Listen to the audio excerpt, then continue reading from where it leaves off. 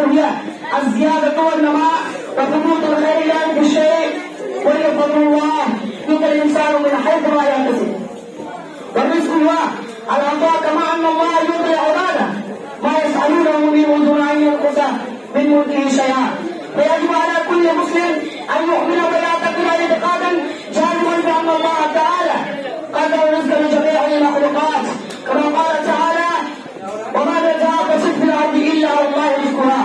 فلذا يجب على الإنسان السعي في تعزيم الرزق وكفه مع حسن التوكل على الله والاهتمام بأسباب بركة الرزق. ولكن السؤال الذي كيف نستعين بركة الرزق وما هي أسبابها؟ نسرد لنا بعض منها تقوى الله تبارك وتعالى وترك الذنوب والمعاصي، كما قال تعالى: ولو أن على القرى آمنوا واتقوا لفتحنا عليهم بركات من السماء والأرض. وقال تعالى: ومن يتق الله يجعل له مخرجا ويرزقه من حيث لا يحتسب. وأما المعاصي والذنوب فيا أيها الإخوان كونوا على حذر منها لأنها مزيلات النعم وملهمات البركة. ومنها كثرة الاستغفار والتوبة، كما قال النبي صلى الله عليه وسلم: من لزم الاستغفار جعل الله من كل ضيق مخرجا ومن كل هم فرجا ورزقه من حيث لا يحتسب. ومنها التوكل على الله، كما قال النبي صلى الله عليه وسلم: لو أنكم كنتم توكلون على الله حق توكله لرزقكم كما يرزق الطير تخلق خماصا وتروح بطانا. ومنها البر وصلة الأرحام لأنه وسط ماله لجلب البركة على الواسع بمال وعياله وصحة عمره، كما قال النبي صلى الله عليه وسلم: ما أحب أن يمسك له في رزقه ويمسى عليه ذاته فليس الرحمة. ومنها الشكر لله الصالحة، كما قال تعالى: وإن تأكلوا ربكم لئن شكرتم لأزيدنكم وزادكم بكل شيء لا يعد ولا ينفع، كما قال تعالى: وسيجزي الله الشاكرين. وكذلك التسلية في بداية كل عمل والاستماع على الطعام والتكبير في طلب الرزق والصدق في الوجه والشراء والتقرب إلى الله عز وجل بالدعاء حتى كل يوم يزداد. وينبغي على الإنسان أن يتبع طرق التي अब जाएंगे और वो वाला लाइव बंद कर दीजिए और मैं ये करूँगा, मैं आपको इशारा करूँगा समाज पर थोड़ा देखिए आप बोलेगा तो आप आ जाएंगे पीछे वाले हाँ जाता भाई से बदमाशी करता है। बिस्मिल्लाहिर्रहमानिर्रहीम। वमा मिन दाब्बतिन फिल अर्दि इल्ला अला अल्लाहि रिज़्क़ुहा। रईस الحفلة المكرم وإخواني في الله، أريد أن أقدم إليكم بعض الكلمات حول موضوع أسباب البركة في الرزق. البركة هي الزيادة والنماء وثبوت الخير الإلهي في الشيء، وهي فضل الله يعطى الإنسان من حيث لا يحتسب. والرزق هو العطاء كما أن الله يعطي العباد ما يسألونه منه دون أن ينقص من ملكه شيئا. فيجب على كل مسلم أن يؤمن ويعتقد اعتقادا جازما بأن الله تعالى قدر الرزق لجميع المخلوقات، كما قال تعالى: وما من دابة في الأرض إلا على الله رزقها.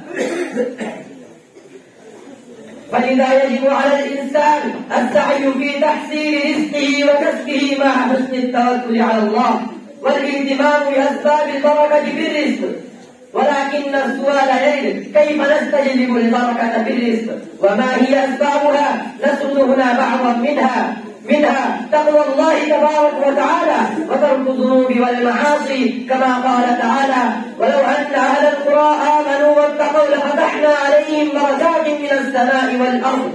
وقال تعالى: ومن يتق الله يجعل له مخرجا ويرزقه من حيث لا يحتسب.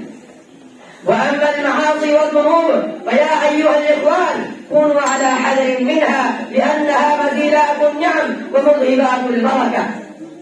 ومنها كثرة الاستغفار والتوبة، كما قال النبي صلى الله عليه وسلم: من لزم الاستغفار جعل الله له من كل ضيق مخرجا ومن كل هم فرجا ورزقه من حيث لا يحتسب. وكذلك التسمية بداية في كل عمل والاجتماع على الطعام والتبكير في طلب الرزق وصدق في البيع والشراء والتقرب إلى الله عز وجل بالدعاء. هذه كلها من أسباب البركة في الرزق. فينبغي على الإنسان أن يتبع الطرق التي تعينه على الرزق والبركة فيه. اللهم إنا نسألك السعة في الأرزاق والبركة في الأعمال والأموال والأولاد، وارزقنا شكر نعمتك وحسن عبادتك والفوز بجنتك يا أرحم الراحمين. وآخر دعوانا الحمد لله رب العالمين. السلام عليكم ورحمة الله وبركاته. الحمد لله الذي هدانا لهذا وما كنا لنهتدي لولا ان هدانا الله. اما بعد، فاعوذ بالله من الشيطان الرجيم. فما من دابه في الارض الا على الله رزقها. رئيس الحفله المكرم فاخوان في الله، اريد ان اقدم اليكم بعض الكلمات حول الموضوع اسباب البركه في الرزق. البركة هي الزيادة والنماء وثبوت الخير الإلهي في الشيء، وهي فضل الله يعطى الإنسان من حيث لا يحتسب. والرزق هو العطاء، كما أن الله يعطي العباد ما يسألونه منه دون أن ينقص من ملكه شيئا. فيجب على كل مسلم أن يؤمن ويعتقد اعتقادا جازما بأن الله تعالى قدر الرزق لجميع المخلوقات، كما قال تعالى: فما من دابة في الأرض إلا على الله رزقها. فلذا يجب على الإنسان السعي في تحسين رزقه وكسبه مع حسن التوكل على الله والاهتمام بأسباب البركة في الرزق. ولكن السؤال يرد: كيف نستجلب البركة في الرزق وما هي أسبابها؟ نسرد هنا بعضا منها تقوى الله تبارك وتعالى وترك الذنوب والمعاصي، كما قال تعالى: ولو أن أهل القرى آمنوا واتقوا لفتحنا عليهم بركات من السماء والأرض. وقال تعالى: ومن يتق الله يجعل له مخرجا ويرزقه من حيث لا يحتسب. واما المعاصي والذنوب فيا ايها الاخوان كونوا على الحذر منها، لانها مزيلات النعم ومذهبات البركه، ومنها كثره الاستغفار والتوبه، كما قال النبي صلى الله عليه وسلم: من لزم الاستغفار جعل الله له من كل ضيق مخرجا ومن كل هم فرجا ورزقه من حيث لا يحتسب. ومنها التوكل على الله، كما قال النبي صلى الله عليه وسلم: لو انكم كنتم توكلون على الله حق توكله لرزقتم كما يرزق الطير تغدو خماصا وتروح بطانا. ومنها الصدقه والانفاق في سبيل الله، كما قال تعالى: وما انفقتم من شيء فهو يخلفه وهو خير الرازقين. وفي صحيح مسلم يقول الله تبارك وتعالى: يا ابن ادم انفق عليك. ومنها الزواج، أي الذي يريد أن يتزوج ليحصن نفسه من الزنا، كما جاء في الحديث: ثلاثة حق على الله عونهم منهم الناجح الذي يريد العفاف. فكذلك التسمية في بداية كل عمل، والاجتماع على الطعام، والتبكير في طلب الرزق، والصدق في البيع والشراء، والتقرب إلى الله عز وجل بالدعاء، هذه كلها من أسباب البركة في الرزق. فينبغي على الإنسان أن يتبع الطرق التي تعينه على الرزق والبركة فيه. اللهم إنا نسألك السعادة في الأرزاق، وارزقنا شكر نعمتك وحسن عبادتك والفوز بجنتك يا أرحم الراحمين. السلام عليكم ورحمة الله. على الله حق توكله لرزقكم كما يرزق الطير تغدو خماصا وتروح بطانا.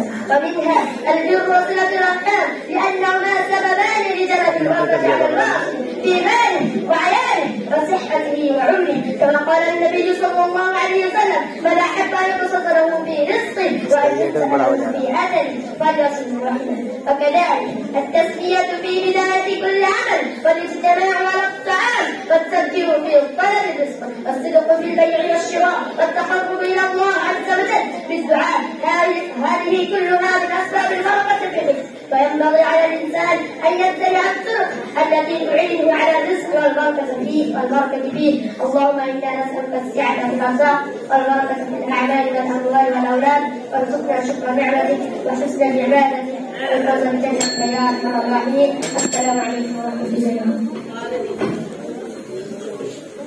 وبركاته. السلام عليكم ورحمة الله وبركاته. الحمد لله الذي هدانا لهذا وما كنا لنهتدي لولا أن هدانا الله. أما بعد، فأعوذ بالله من الشيطان الرجيم. بسم الله الرحمن الرحيم. وما من دابة في الأرض إلا على الله رزقها. رئيس الحفلة المكرم وإخواني في الله، إني أريد أن أقدم إليكم بعد كلمات حول موضوع أسباب البركة في الرزق. البركة هي الزيادة والنماء وثبوت مقال الإله في الشيء، وهي فضل الله يعطى الإنسان من حيث لا يحتسب، والرزق هو العطاء. كما أن الله يعطي العبادة ما يسألونه منه دون أن ينقص من ملكه شيئا، فيجب على كل مسلم أن يؤمن ويعتقد اعتقادا جازما لأن الله تعالى قدر الرزق لجميع المخلوقات، كما قال تعالى: وما من دابة في الأرض إلا على الله رزقها. فلذا يجب على الإنسان السعي في تحصيل رزقه وكسبه مع حسن التوكل على الله، كما قال النبي صلى الله عليه وسلم والاهتمام بأسباب البركة في الرزق، ولكن السؤال يرد: كيف نستجلب البركة في الرزق؟ وما هي أسبابها؟ نسرد هنا بعدا منها تقوى لله تبارك وتعالى وترك الذنوب والمعاصي، كما قال تعالى: ومن يتق الله يجعل له مخرجا ويرزقه من حيث لا يحتسب. وقال تعالى: ولو أن أهل القرى آمنوا واتقوا لفتحنا عليهم بركات من السماء والأرض. وأما المعاصي والذنوب فيا أيها الإخوان كونوا على حذر منها، لأنها مزيلات النعم ومذهبات الغضب، ومنها كثرة الاستغفار والتوبة، كما قال النبي صلى الله عليه وسلم: من لزم الاستغفار جعل الله له من كل ضيق مخرجا ومن كل هم فرجا ورزقه من حيث لا يحتسب. ومنها التوكل على الله، كما قال النبي صلى الله عليه وسلم: لو أنكم كنتم توكلون على الله حق توكله لرزقكم كما يرزق الطير تغدو خباسا وتروح بطانا. ومنها البر وصلة الأرحام، لأنهما سببان لجلب البركة على الواسع في ماله وعياله وصحته وعمره، كما قال النبي صلى الله عليه وسلم: من أحب أن يبسط له في رزقه أن ينسأ له في أثره فليصل رحمه. فكذلك التسمية في بداية كل عمل، والاهتمام على الطعام، والتبكير في طلب الرزق، والصدق في البيع والشراء، والتقرب إلى الله عز وجل بالدعاء، هذه كلها من أسباب البركة في الرزق، فينبغي على الإنسان أن يتبع الطرق التي تعينه على الرزق والبركة فيه. اللهم إنا نسألك السعة في الأرزاق والبركة في الأعمال والأموال والأولاد، وارزقنا شكر نعمتك والفوز بجنتك يا أرحم الراحمين. وآخر دعوانا الحمد لله رب العالمين. السلام عليكم ورحمة الله. بسم الله الرحمن الرحيم. وما من دابة في الأرض إلا على الله رزقها. رئيس الحفلة المكرم وإخواني في الله، أريد أن أقدم إليكم بعض الكلمات حول موضوع أسباب البركة في الرزق. البركة هي الزيادة والنماء وخطوط الخير الإلهي في الشيء، وهي فضل الله يعطى الإنسان من حيث لا يحتسب. والرزق هو العطاء، كما أن الله يعطي العباد ما يسألونه من دون أن ينقص من ملكه شيئا، فيجب على كل مسلم أن يؤمن ويعتقد اعتقادا جازما بأن الله تعالى قدر الرزق لجميع المخلوقات، كما قال تعالى: وما من دابة في الأرض إلا على الله رزقها. فلذا يجب على الإنسان السعي في تحصيل رزقه وكسبه مع حسن التوكل على الله، والاهتمام بأسباب البركة في الرزق. ولكن السؤال يرد: كيف نستجلب البركة في الرزق؟ وما هي أسبابها؟ نسرد هنا بعض منها تقوى الله تبارك وتعالى وترك الذنوب والمعاصي، كما قال النبي صلى الله عليه وسلم: لو أنكم كنتم توكلون على الله حق توكله لرزقكم كما يرزق الطير تغدو خماسا وتروح بطانا. ومنها البر وصلة الأرحام، لأنهما سببان لجلب البركة على الواصل في ماله وعياله وصحته وعمره، كما قال النبي صلى الله عليه وسلم: من أحب أن يبسط له في رزقه وأن ينسأ له في أثره فليصل رحمه. ومنها الشكر على النعم السابقة، كما قال تعالى: وإذ تأذن ربكم لئن شكرتم لأزيدنكم، والزيادة ولا زيادة في كل شيء لا يعد ولا يحصى، كما قال تعالى: وسيجزي الله الشاكرين. ومنها الصدقة والإنفاق في سبيل الله، كما قال تعالى: ومن يتق الله يجعل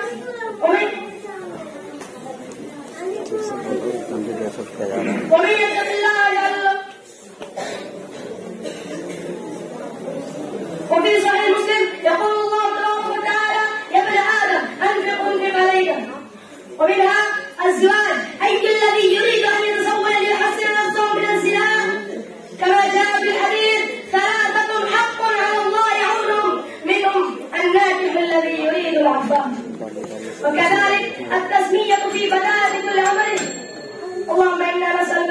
والأوزار والصدق والبغض في الأعمال والأموال والأولاد وارزقنا شكر نعمتك وحسن عبادتك والفوز بجنتك يا أرحم الراحمين. السلام عليكم. رئيس الحفلة المكرم وإخواني في الله، أريد أن أقدم إليكم بعض الكلمات حول موضوع أسباب البركة في الرزق. البركة هي الزيادة والنماء وثبوت الخير إلى أن في الشيء، وهي فضل الله يؤتى الإنسان من حيث لا يحتسب. الزيادة هو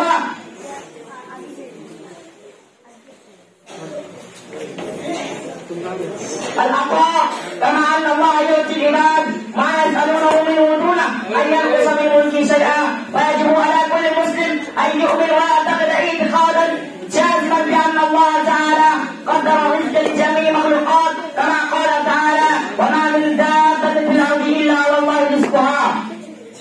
فليجب على الإنسان السعي في تحصيل رزقه وكسبه مع حسن التوكل على الله والاهتمام بأسباب البركة في الرزق. ولكن السؤال يرد: كيف نستجلب البركة في الرزق؟ وما هي أسبابها؟ نسلك هنا بعضا منها تقوى الله تبارك وتعالى وترك الذنوب والمعاصي، كما قال تعالى: ولو أن أهل القرى آمنوا واتقوا لفتحنا عليهم بركات من السماء والأرض، كما قال تعالى: ومن يتق الله يجعل له مخرجا ويرزقه من حيث لا يحتسب. وأما المعاصي والذنوب فيا أيها الإخوان كونوا على علمها، لأنها مديرات النعم ومسهبات البركة، ومنها كثرة الاستغفار والتوبة، كما قال النبي صلى الله عليه وسلم: هل ندم الاستغفار جعل الله له من كل ضيق مخرجا ومن كل هم فرجا ورزقه من حيث لا يحتسب. ومنها التوكل على الله، كما قال النبي صلى الله عليه وسلم: لو أنكم كنتم توكلون على الله حق توكله لرزقتم كما يرزق الطير تغدو خماصا وتروح بطانا. ومنها البغض صلة الأرحام، لأنهما سببان لجلب البركة على الوازن في ماله وعياله وصحته وعمره، كما قال النبي صلى الله عليه وسلم: من أحب أن يبسط له في رزقه وأن يوسع له في أمله فليصل رحمه. وكذلك التسمية في بداية كل عمل، والاجتماع على الطعام والتفكير في طلب الرزق والصدق في البيع والشراء والتقرب إلى الله عز وجل بالدعاء، هذه كلها من أسباب البركة في الرزق. اللهم إنا نسألك السعادة في الأرزاق، البركة في الأعمال والأموال والأولاد، وارزقنا شكر نعمتك وحسن عبادتك والفوز بجنتك يا أرحم الراحمين. آخر دعوانا الحمد لله رب العالمين، والسلام عليكم. الحمد لله الذي هدانا لهذا وما كنا لنهتدي لولا أن هدانا الله. وما بعد، أعوذ بالله من الشيطان الرجيم. بسم الله الرحمن الرحيم. وما من دابة في الأرض إلا على الله رزقها. رئيس الحفلة المكرم وإخواني في الله، إني أريد أن أقدم إليكم بعض الكلمات حول موضوع أسباب البركة في الرزق. البركة هي الزيادة والنماء وثبوت الخير الإلهي في الشيء، وهي فضل الله يؤتى الإنسان من حيث لا يحتسب. والرزق هو العطاء، كما أن الله يؤتى العباد ما يسألونه منه دون أن ينقص من ملكه شيئا. فيجب على كل مسلم أن يؤمن ويعتقد اعتقادا جازما بأن الله تعالى قدر الرزق لجميع المخلوقات، كما قال تعالى: ومن دابة في الأرض إلا على الله رزقها. فلذا يجب على الإنسان السيع لتحصيل رزقه وكسبه مع حسن التوكل على الله والاهتمام بأسباب البركة في الرزق. ولكن السؤال يرد: كيف نستجلب البركة في الرزق؟ وما هي أسبابها؟ نسردنا بعضا منها تقوى الله تبارك وتعالى وترك الذنوب والمعاصي، كما قال تعالى: ولو أن أهل القرى آمنوا واتقوا لفتحنا عليهم بركات من السماء والأرض. وقال تعالى: ومن يتق الله يجعل له مخرجا ويرزقه من حيث لا يحتسب. وأما المعاصي والذنوب فيا أيها الإخوان كونوا على حذر منها، لأنها مديرة النعم ومذهبات البركة. منها شكر الناقص، منها كثرة الاستغفار والتوبة، كما قال النبي مخرجا ومن كل هم فرجا ورزقه من حيث لا يحتسب. وكذلك التسمية في بداية كل عمل والاستماع على الطعام والتفكير في طلب الرزق والصدق في البيع والشراء والتقرب إلى الله عز وجل. هذه كلها من أسباب البركة في الرزق، فينبغي على الإنسان أن يتبع الطرق التي تعينه على الرزق والبركة فيه. اللهم إنا نسألك الزيادة في الأرزاق والبركة في الأعمال والأموال والأولاد، وارزقنا شكر نعمتك وحسن عبادتك والفوز بجنتك يا أرحم الراحمين. وآخر دعوانا الحمد لله رب العالمين. السلام عليكم ورحمة الله وبركاته. الحمد لله الذي هدانا لهذا وما كنا لنهتدي لولا أن هدانا الله. أما بعد، فأعوذ بالله من الشيطان الرجيم. بسم الله الرحمن الرحيم. وما من دابة في الأرض إلا على الله رزقها. رئيس الحفلة المكرم وإخواني في الله، أريد أن أقدم إليكم بعض الكلمات حول موضوع أسباب البركة في الرزق. البركة هي الزيادة والنماء وثبوت الخير الإلهي في شيء، وهي فضل الله يؤتى الإنسان من حيث لا يحتسب. والرزق هو العطاء، كما أن الله يؤتي العباد ما يسألونه منه دون أن ينقص من ملكه شيئا. فيجب على كل مسلم أن يؤمن ويعتقد اعتقادا جازما بأن الله تعالى قدر الرزق لجميع المخلوقات، كما قال تعالى: وما من دابة في الأرض إلا على الله رزقها. فلذا يجب على الإنسان السعي في تحصيل رزقه وكسبه مع حسن التوكل على الله والاهتمام بأسباب البركة في رزقه. ولكن السؤال يرد: كيف نسترد البركة في الرزق؟ وما هي أسبابها؟ نسرد هنا بعضا منها تقوى الله تبارك وتعالى وترك الذنوب والمعاصي، كما قال تعالى: ولو أن أهل القرى آمنوا واتقوا لفتحنا عليهم بركات من السماء والأرض. وقال تعالى: ومن يتق الله يجعل له مخرجا ويرزقه من حيث لا يحتسب. وأما المعاصي والذنوب فيا أيها الإخوان، كونوا على حذر منها، لأنها مزيلات النعم ومذهبات البركة. ومنها كثرة الاستغفار والتوبة، كما قال النبي صلى الله عليه وسلم: من لزم الاستغفار جعل الله له من كل ضيق مخرجا ومن كل هم فرجا ورزقه من حيث لا يحتسب. ومنها التوكل على الله، كما قال النبي صلى الله عليه وسلم: لو أنكم كنتم توكلون على الله حق توكله لرزقتم كما يرزق الطير تغدو خماسا وتروح بطانا. وكذلك التسمية في بداية كل عمل والاجتماع على الطعام والتفكير في طلب الرزق والصدق في البيع والشراء والتقرب إلى الله عز وجل بالدعاء، هذه كلها من أسباب البركة في الرزق. وينبغي على الإنسان أن يتبع الطرق التي تعينه على الرزق والبركة فيه. اللهم إنا نسألك السعة في الأرزاق والبركة في الأعمار والأموال والأولاد وشكر نعمتك وحسن عبادتك والفوز بجنتك يا أرحم الراحمين. تقبل يا رب العالمين. السلام عليكم ورحمة الله وبركاته. الحمد لله الذي هدانا لهذا وما كنا لنهتدي لولا أن هدانا الله. أما بعد، أعوذ بالله من الشيطان الرجيم. بسم الله الرحمن الرحيم. وما من دابة في الأرض إلا على الله رزقها. رئيس الحفلة المكرم وإخواني في الله، إني أريد أن أقدم إليكم بعض الكلمات حول موضوع أسباب البركة في الرزق.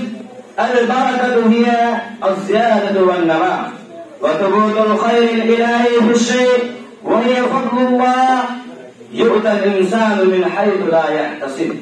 والرزق هو العطاء، كما أن الله يؤتي العباد ما يسألونه منه دون أن ينقص من ملكه شيئا. ويجب على كل مسلم أن يؤمن ويعتقد اعتقادا جازما بأن الله تعالى قدر الرزق لجميع المخلوقات، كما قال تعالى: وما من دابة في الأرض إلا على الله رزقها فإذا يجب على الإنسان السعي في تحصيل رزقه وكسبه مع حسن التوكل على الله والاهتمام بأسباب البركة في الرزق. ولكن السؤال يرد: كيف نستجلب البركة في الرزق؟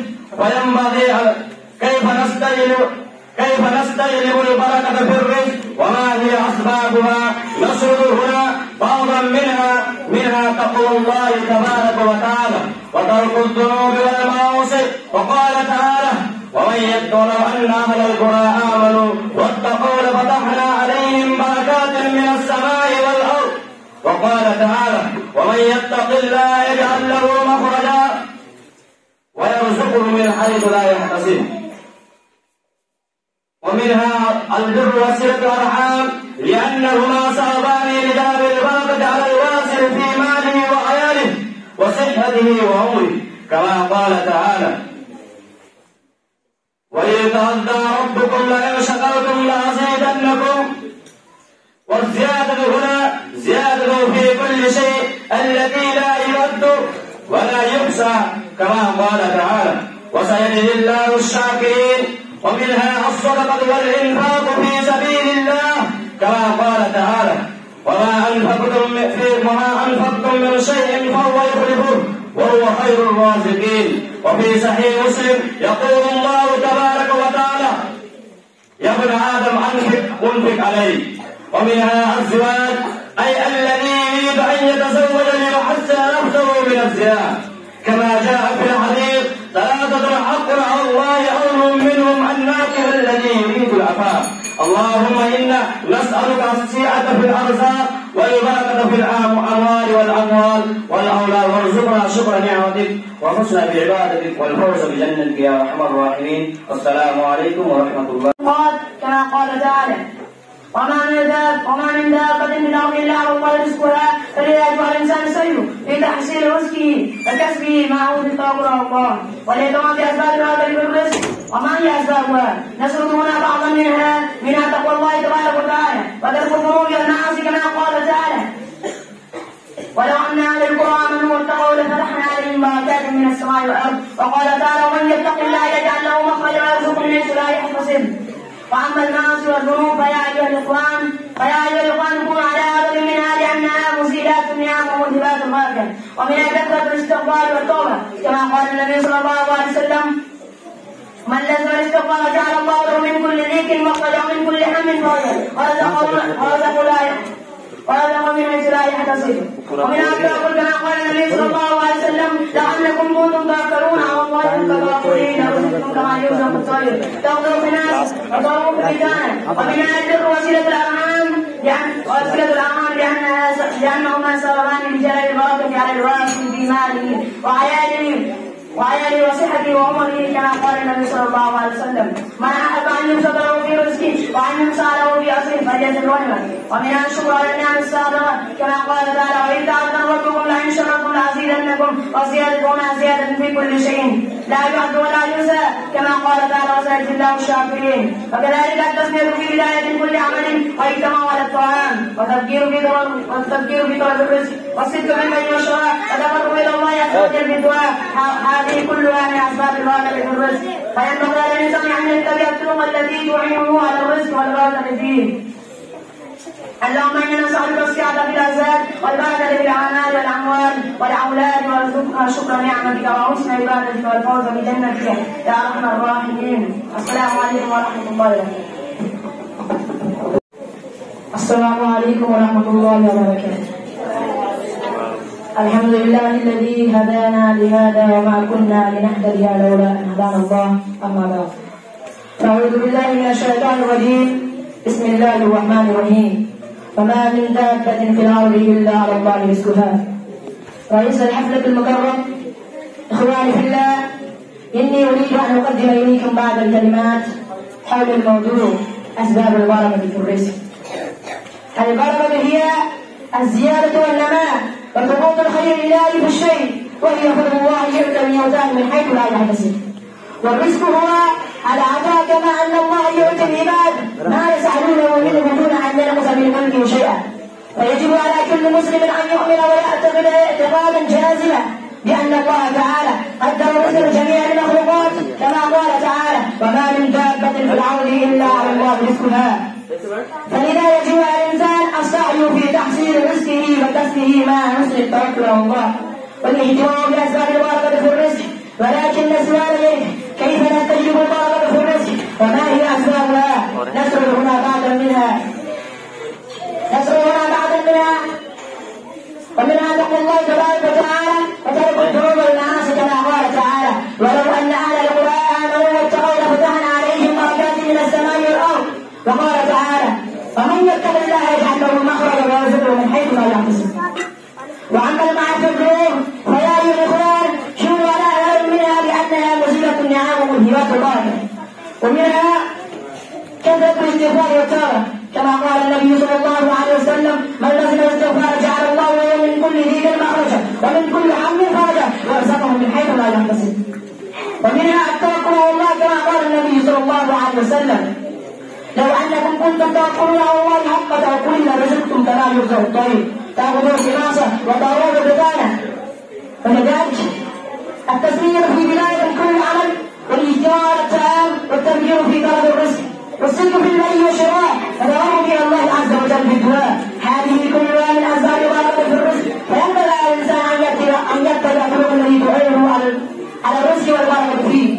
اللهم انا نسالك السياده في الاعراض والبركه في الاعمال والاموال والاولاد وارزقنا الشكر نعمتك وحسن عبادك والفوز بجنتك يا ارحم الراحمين. واخر دعوانا الحمد لله رب العالمين.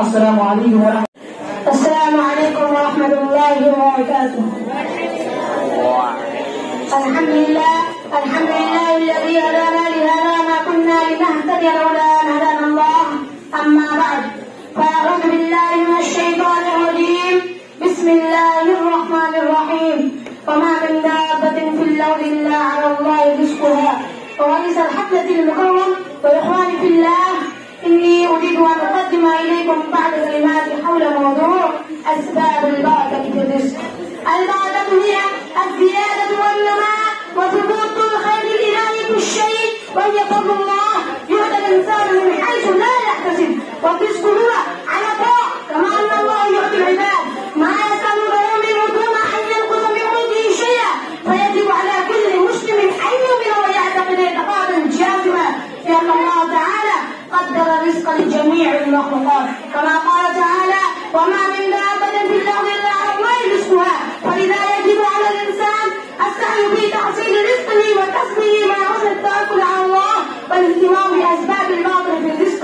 ولكن السؤال يعود كيف نستجلب الباطل في رزقه وما هي أسبابها؟ نذكر هنا بعضا منها تقوى الله تبارك وتعالى وترك الذنوب والمعاصي كما قال تعالى ولو أن أهل القرى آمنوا واتقوا لفتحنا عليهم بركات من السماء والأرض. وقال تعالى ومن يتق الله يجعل له مخرجا ويرزقه من حيث لا يحتسب. وأما المعاصي والذنوب فيا أيها الإخوان كونوا على ذنب منها لأنها مزيلات النعم وملهمات البركة ومنها كسب الاستغفار والتوبة كما قال النبي صلى الله عليه وسلم من لزم الاستغفار جعل الله له من كل ضيق مخرجا ومن كل هم فرجا ورزقه من حيث لا يحتسب.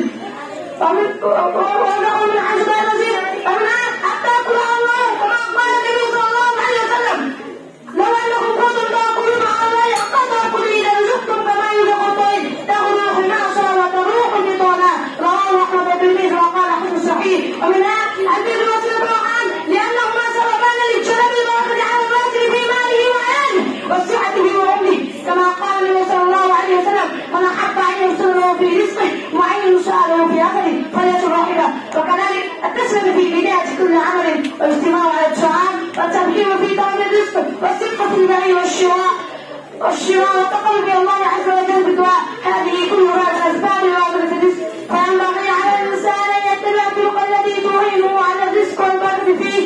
اللهم انا نسالك السعه في الارزاق والبركه في الاعمال والاموال والاولاد وارزقنا شكر نعمتك والفوز بجنتك يا ارحم الراحمين. السلام عليكم ورحمه الله وبركاته. الحمد لله الذي هدانا لهذا وما كنا لنهتدي لولا أن هدانا الله. أما بعد، فأعوذ بالله من الشيطان الرجيم. بسم الله الرحمن الرحيم. وما من دابة في الأرض إلا على الله رزقها. رئيس الحفلة المكرم وإخواني بالله، أريد أن أقدم إليكم بعض الكلمات حول موضوع أسباب البركة في الرزق. البركة هي الزيادة والنماء وثبوت الخير الإلهي في الشيء، وهي فضل الله يعطي الإنسان من حيث لا يحتسب، والرزق هو العطاء، كما أن الله يعطي العباد ما يسألونه منه دون أن ينقص من ملكه شيئا. فيجب على كل مسلم أن يؤمن ويعتقد اعتقادا جازما بأن الله تعالى قدر رزقا لجميع المخلوقات، كما قال تعالى: وما من دابة في الأرض إلا على الله رزقها. فلما يجب على الإنسان السعي في تحسين رزقه وكسبه مع حسن التوكل على الله والاهتمام بأسباب البركة في رزقه. ولكن السؤال يرد: كيف نستجلب البركة في الرزق؟ وما هي أسبابها؟ نسرد هنا بعض منها تقوى الله تبارك وتعالى وترك الذنوب والمعاصي، كما قال تعالى: ولو أن أهل القرى آمنوا واتقوا لفتحنا عليهم بركات من السماء والأرض. وقال تعالى: ومن يتق الله يجعل له مخرجا ويرزقه من حيث لا يحتسب.